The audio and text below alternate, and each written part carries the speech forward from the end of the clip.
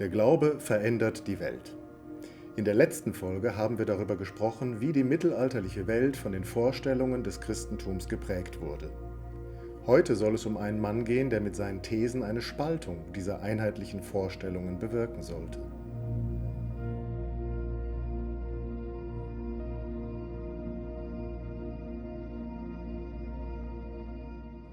Die Rede ist natürlich von Martin Luther.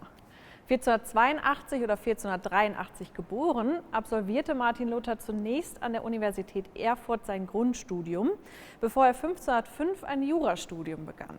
Wenige Monate später trat er jedoch in das Augustinerkloster in Erfurt ein.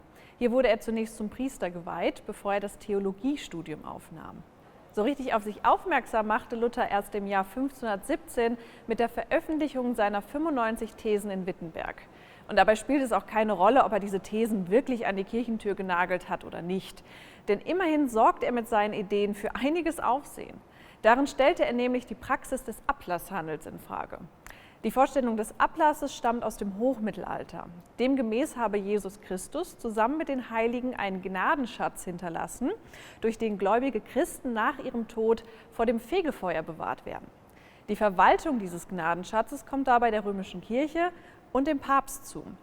Ablass konnte durch Gebete, Pilgerreisen und seit dem Spätmittelalter auch auf dem direkteren Weg durch Geld erworben werden.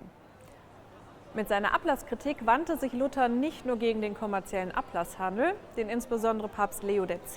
nutzte, um unter anderem den Neubau des Petersdoms zu finanzieren.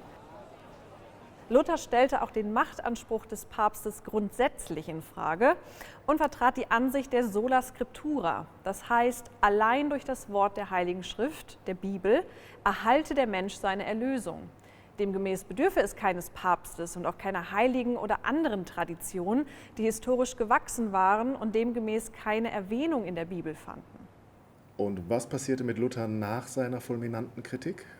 Papst Leo ließ die Thesen Luthers zunächst prüfen. Das war ein übliches Verfahren bei Kirchenkritik. Schließlich war Luther nicht der Erste und schon gar nicht der Letzte, der Missstände innerhalb der Kirche angesprochen hat. Mit der päpstlichen Bulle Ex Urge Domini von 1520 erklärte der Papst 41 der 95 Thesen für falsch und verlangte von Luther, diese zu widerrufen. Sollte er sich weigern, trete die Exkommunikation ein, der Ausschluss aus der Kirche. Und Martin Luther hat nicht widerrufen. Nein, als Reaktion darauf, dass die Kurie androhte, seine Schriften als Irrlehre zu verbrennen, verbrannte er die Papstbulle öffentlich zusammen mit mehreren Bänden des kanonischen Rechts und anderen theologischen Schriften. 1521 wurde Luther dann tatsächlich exkommuniziert.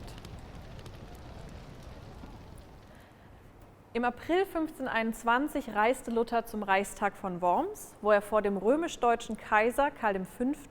noch einmal seine Position vertrat.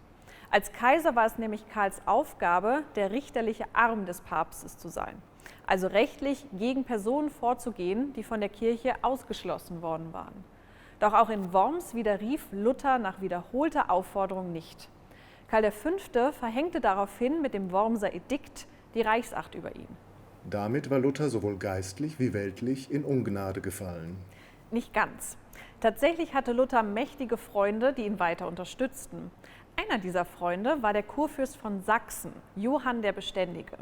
Unter seiner Anleitung beriefen sich auf dem Reichstag in Augsburg 1530 auch die Reichsstände Hessen, Lüneburg und Anhalt auf die Ideen Luthers.